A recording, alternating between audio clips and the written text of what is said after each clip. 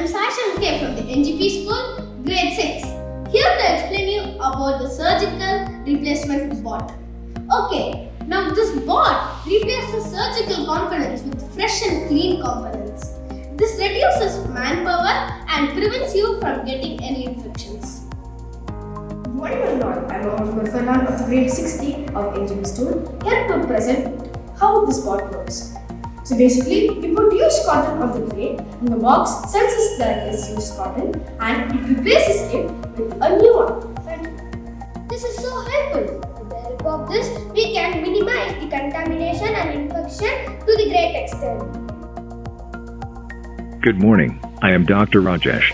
I have heard that you are working on some device which replaces the used surgical components with fresh and clean components. I have called you here because I have an important surgery today which requires minimum manpower to reduce the chances of infect. Ion. Yes, doctor, you called me? This is Dr. Sam. He is my assistant for the surgery. Please give him a demo of your device. This looks amazing. So tell me, how does it work? When you put used cotton on the plate, the box senses the used cotton. Please put used cotton on the plate. Cotton detected.